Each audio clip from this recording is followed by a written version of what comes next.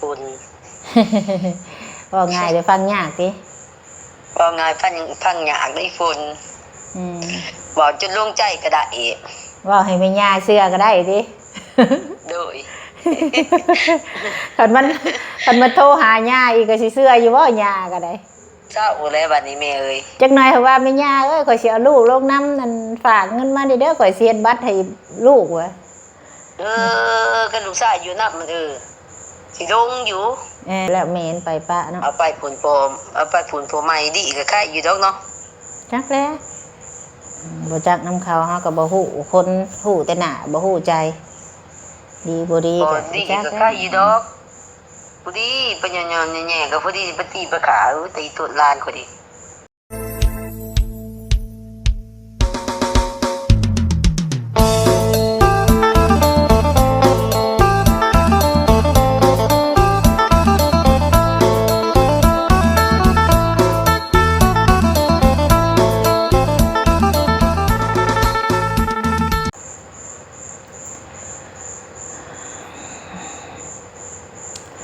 กับทักทายสบายดีเด้อสบายดีพี่น้อง FC เบิดสุขุสุคนเนาะพ่อกัน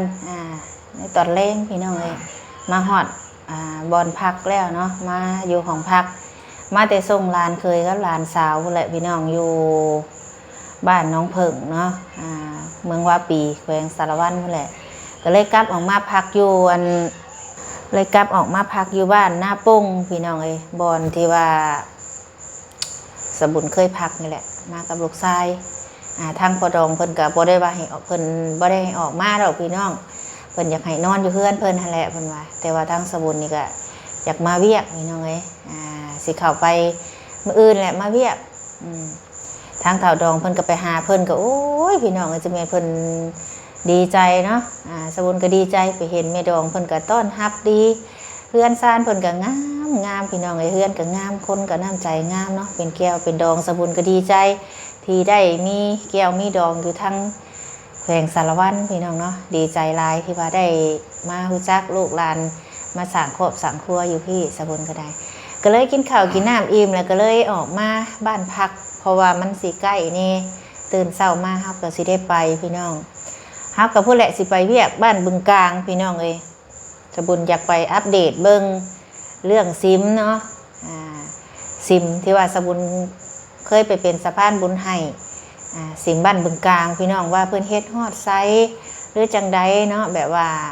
เฮาบ่ฮู้นะว่าเพื่อนเฮ็ดฮอดไซแล้วเฮาก็มามอบเงินให้แต่โดนแหละพี่น้องเอ้ยตอนนี้แต่ก่อนนะเพิ่นว่าฝนมันตกสร้างบ่ได้มาเฮ็ดว่าซั่นแต่ว่าเดี๋ยวนี้ก็แล้วข้าวแล้วน้ำแล้วพี่น้องเอ้ยเดือน12ก็เพ่งแหละเพิ่นเฮ็ดฮอดใสแล้วทั้งผู้รักผู้ใหญ่เพิ่นผู้ใหญ่ใจศรัทธาเพิ่นก็เลยอยากให้สบุญนี่มาอัปเดตเบิ่งว่าเพิ่นเฮ็ดฮอดไสเนาะทั้งที่เงินเฮาก็มามอบให้ก็หลายเติบแล้วพี่น้องไอ้รุ่นก่อนนะสบุญนี่มามอบ2เทื่อเทื่อแรกนี่เทื่อแรกก็30,000เทื่อที่2ก็36,000รวมทั้งเบิดทั้งมวลสบุญมามอบ2เทื่อนี่ก็66,000พี่น้องเอ้ยแต่ครั้งนี้นี่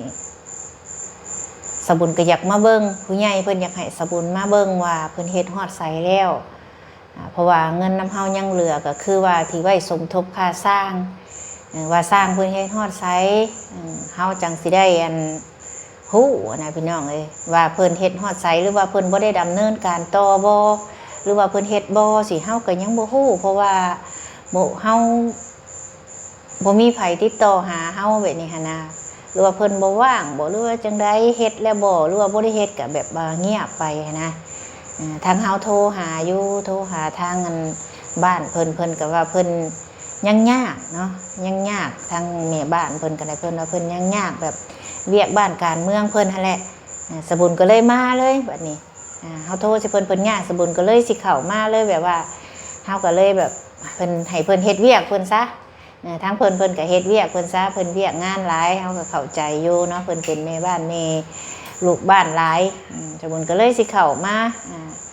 แบบเข้ามาบ่ได้บอกเพิ่นสบุญบ่ได้โทรบอกเพิ่นรุ่นนี้สบุญมาโดยแบบว่าสบุญเคยบอกแล้วแต่ก่อนนะเพิ่นก็บอกว่ายังยากอยู่ว่าซั่นสบุญนี่ก็ อยากมาเห็นเด้ผู้ใหญ่เพิ่นก็โอ้ยอยากเห็นเด้ไปเบิ่งนี่งามซำใดเพิ่นเฮ็ดฮอดขั้นใดเนาะเพิ่นก็อยากเห็นนั่นแหละพี่น้องก็บ่ติเพิ่นดอกสภาพเจ้าศรัทธานี่คันว่าเพิ่นอยากเฮ็ดหยังเพิ่นก็อยากเห็นได้พี่น้องคันว่าเฮ็ดก็คือเฮ็ดเนาะเพิ่นก็อยากฮู้ว่าดำเนินการฮอดไสสินะเฮ็ดหยังก็ตามทุกคนก็อยากเห็นแบบว่าเฮาดำเนินฮอดไสแล้วนะเฮาอยากเฮ็ดอันนี้เพิ่นอยากฮู้อยากเห็นว่าเฮ็ดฮอดไสแล้วเพราะว่าเฮาก็ตามที่จำนวนเงินที่เฮาให้มานี่ก็เรื่องเงินบานประต่างประตูเพิ่นที่ว่าตกแต่งใหม่เพิ่นก็ให้ครบหมดแล้วเงินยอดโซฟาก็ให้ครบหมดแล้วนะเงินหลายแนวอยู่ที่เฮามามอบให้ก็ว่าครบแล้วยอดโซฟานี่มีแต่เพิ่นสั่งมาแต่เฮาบ่ฮู้ว่าตอนนี้ว่าเพิ่นสั่งมาแล้วบ่รู้ว่าจังได๋เฮาก็บ่ฮู้เพราะว่าเฮาบ่ได้มาอัปเดต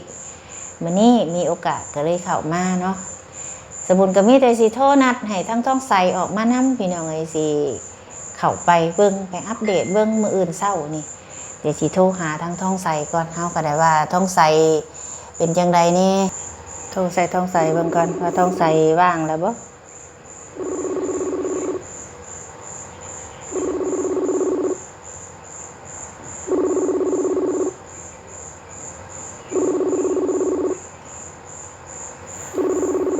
ท้องใสก็ช่วงนี้ก็ตัดลักหัวเฮ็ดหัวหน้าแซงเพิ่นว่าช่วงนี้บ่หับซับสงสัยยังค่าตัดลักหัว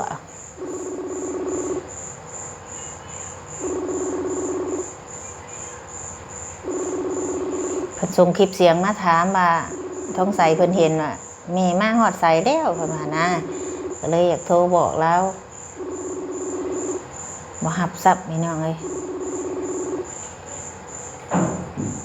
บ่หับสายเราคือสีบ่ว่างและตามเบิ่งนี่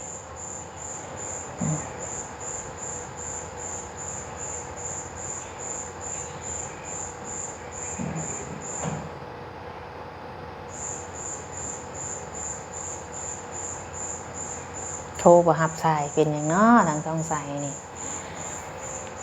ฮู้แล้วพี่น้องเอ้ยก็สิเข้าไปเบิ่งก่อนว่าเพิ่นเฮ็ดฮอดไสเนาะเพราะว่าเงินที่นั่งยำเฮานี่ทางผู้ใหญ่เพิ่นผู้ใหญ่ใจศรัทธาเพิ่นอยากสมทบค่าสร้างนะเห็นเพิ่นว่าค่าสร้างนี่50 ล้านว่าซั่นเพิ่นเฮ็ดฮอดไสเนาะเฮาก็ยังบ่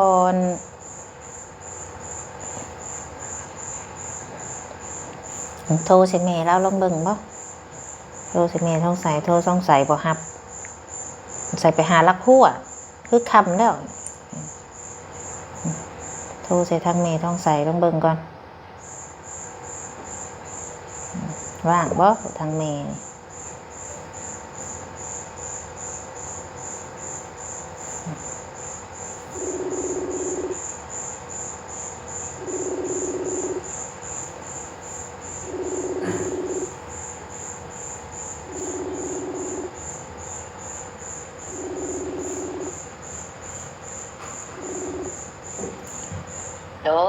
ฮัลโหลสบายดีแม่ล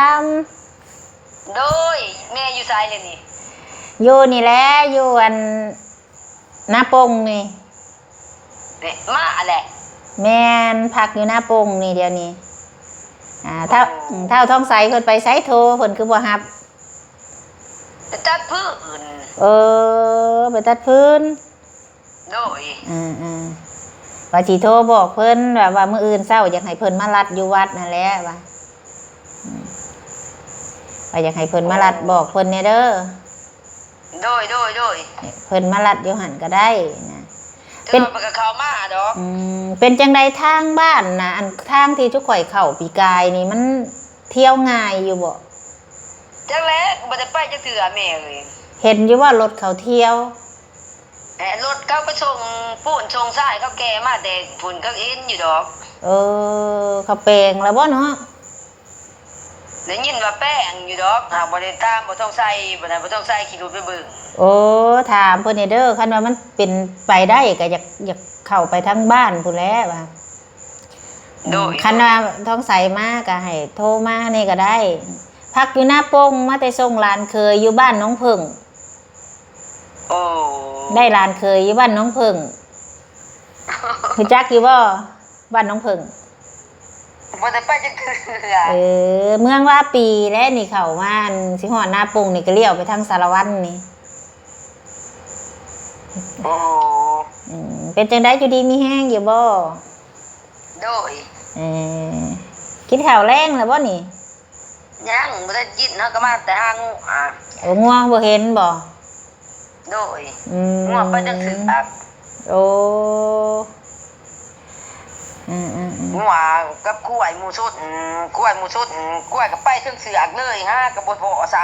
เออ เสมอเลยฮะกล้วยก็บ่เห็น อืม แม่ได้กินข้าวแล้วบ่ กินแล้วกินมาแต่เฮือนดองพุ่นเฮือนพอดองพุ่นกินมาแต่เฮือนเพิ่นพุ่นแหละ แม่จะได้แม่ก็อยู่ที่แม่อยู่บ่ล่ะ อยู่ดีมีแห้งคือเก่านี่แหละอยู่ดีมี ย่าง แห้ง ว่าปีใหม่ไปหาปีใหม่เนาะ ไปอยู่วานซืนนี่เพิ่นมาเล่นเฮือนสาวแตวข่อยซื้อขนมให้เพิ่นกินอยู่ โอ้เห็นอยู่ดอกบ่เป็นส่ง มื้อนี้ก็เห็นสาวแตวอันส่งมาให้เบิ่งอยู่ปีใหม่มาเล่นพี่อีกแล้วเพิ่นเคยได้กินขนมรสมาพี่อีกแล้วเพิ่นว่า เพิ่นติดที่เดี๋ยวไปได้กินขนม เด็กน้อยกับขนมเด้ โดย ติดกันติดกับลูกสาวแตวนั่นแหล้วอยู่ใกล้เดี๋ยวก็เขาไปเล่นน้ำกัน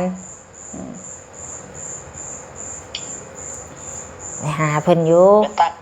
หับ ตัวต่างหานคายกองเนาะ โอ้ยเราขายอันพอได้หอยบ่ลองต้องแต่งอะไรพอได้ลมพัดแล้วก็ได้ พอได้ให้เด็กน้อยซื้อกินขนมน้ำมันแหละว่าสิ พักหญ้าเป็นลายเนาะบางตัวมากลางชา แม่ แน่มื้อนี้ เราดุเด้สาวแตวเราดุ แม่น เราดุปลูกดุฟังเพิ่นปลูกเพิ่นฟังพอได้กินได้อยู่แล้วเราก็ได้ขายกระต้มขนมหอยน้ำเพื่อนน้ำหยังนั่นแหละให้เด็กน้อยซื้อ บ่ได้ปีใหม่มาซื้อมาจองว่าติ ปีใหม่สิมีเงินอย่างเด้ไม่ตู้ฮะบ่ข่อยนี่ซื้อให้กินข่อยเข้าไปก็ได้ ไปเอิ้นมา แม่ไปกรุงเทพบ่ได้ฝากมาให้ลูกบ่ซะ จักน้ำเพิ่นแหละฝากมาใส่หนีตู้หนีหยังเพิ่นละว่าฝากมาแล้วก็บ่ซื้อไม่ตู้แล้วก็มีแต่ว่าบ่มีเงินนั่นแหละ ไปตุ ไอ้ตนก็เฮ็ดได้ไอ้ตนก็ได้แต่ดีตนนั่นแหละแม่เขาเลี้ยงดีอยู่แล้ววะ แม่เขาบ่ให้เนาะ แม่เขาบ่ให้ คันคนว่าแม่บ่ทันมา ยังเห็นเพิ่นว่าสิมาเอาลูกไปนำล่ะว่าเห็นไหมตู้ว่า โอ้บ่จะเอาลูกไปนำบ่บัดนี้ จักได้ยินแต่แม่ตู้เว้าหากมันบ่ง่ายคือเว้าดอกเพื่อเฮ็ดหนังสือได้ยินแต่เราเว้า กันลูกเกิดแต่พุ่นยังไข่เนาะกันเกิดมาแต่พุ่น แม่น แต่ไปเกิดอยู่บ้านกันเกิดอยู่พุ่นไปสบายมันมีใบเตียงเกิดอยู่พุ่น แม่นเว้านะเว้าง่ายเบิดแหนอิหยังก็ได้ โอ้ยแต่มันง่ายอีพุ่น เว้าง่ายไปฟังยากติ ว่าง่ายพังยากได้พุ่นบอกจนลงใจก็ได้อีก เว้าให้แม่ย่าเชื่อก็ได้ติ โดย คันมันโทรหาย่าอีกก็สิเชื่ออยู่บ่ย่าก็ได้ เจ้าแล้วบัดนี้แม่เอ้ย จักหน่อยเขาว่าแม่ย่าเอ้ยข่อยสิเอาลูกลงน้ำนั่นฝากเงินมาเด้อข่อยสิเฮ็ดบัตรให้ลูกว่ะ กันลูกชายอยู่นำมันสิลงอยู่ เออ กันลูกชายบ่อยู่บ่ลงแหละ เออ แม่เอ้ย คันเลี้ยงบ่ไหวก็เอามาให้เฮาเนาะ โดยมันเลี้ยงกลุ่มแต่ว่าโอ้ยไปไต่สงสารแม่ทันใหญ่ติ โอ้ยไม่ใหญ่แล้วก็เก่งพอแล้วเนาะแล้วก็บ่อยากให้พอแล้วคันเฮาเฮ็ดถึงก็ได้ เพราะว่าผู้พ่อมันก็มีสิทธิ์อยู่แล้วขึ้นอยู่กับพ่อมันเด้คันพ่อมันขึ้นอยู่กับพ่อกับแม่กับพ่อกับคือซุมเจ้านี่แหละ โดย คันเฮาเฮ็ดได้ก็ได้ เพราะว่าพ่อมันก็มีสิทธิ์เต็มร้อยอยู่แล้วแม่นไปปะเนาะ เอาไปผุนโปมเอาไปผุนโปใหม่ดีก็ใครอยู่ดอกเนาะ จักแล้วบ่จักนำเขาเฮาก็บ่ฮู้คนฮู้แต่หน้าบ่ฮู้ใจ ดีบ่ดี บ่ ก็ ดี จัก ก็ใครอยู่ดอกผู้ดีปัญญาๆแย่ๆก็ผู้ดีไปตีไปขาตีตุลานก็ดี เฮ็ดได้ซะอยู่บัดนี้เพิ่นมากนี่ติเนาะก่อนสิว่าจังได๋ก็ปิดไปยาค่ะแล้วเบิ่งไปแหละแล้วแต่ผู้เป็นพ่อแหละเฮาก็บ่เฮาก็เฮ็ดหยังบ่ได้เฮาก็มันเฮาสิเว้าหลายก็บ่ได้เฮาบ่แม่นลูกเฮามีแต่ผู้เป็นพ่อที่เว้าได้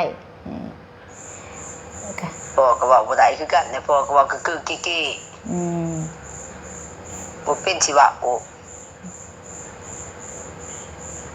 มันเป็นเว้าจังได๋อีแหละจังคือคนเงื่อนข่อยอยู่ตะกี้หั่นแล้วสู้ได้แล้วเราไปนำได้แล้วไปเราจักเบิดแล้วไปบ่ติคันว่าสู้ได้ก็ผู้ใหญ่เพิ่นก็ช่วยเต็มที่แล้วคันเจ้าสิเอาอีหลีฮะเพิ่นบ่ได้ยากไดมันยากอยู่ที่ว่าซุมเจ้าโอเคบ่เท่านั้นแหละซุมเจ้าโอเคบ่ซุมเจ้าพร้อมบ่เพิ่นก็ช่วยเจ้าได้คนบ่เป็นเลนเป็นปากเป็นเว้าคือข่อยนี่แม่เอ้ยอยากได้แล้วอยากได้อยู่แล้วทั้งอยากได้ฮะมันบอกว่าคันอยากได้ให้มาฟ้องน้ำมันโลดมันว่าให้มาฟ้องโลดมันบอกว่ามันเว้าเนาะแม่นแม่ตู้แล้วว่าคันอยากได้มาฟ้องน้ำข่อยนี่มันว่าข่อยก็จักอันนี้ก็ข่อยก็เว้ายังให้บ่ได้ก็ขึ้นอยู่กับซุมเจ้าเองอันนี้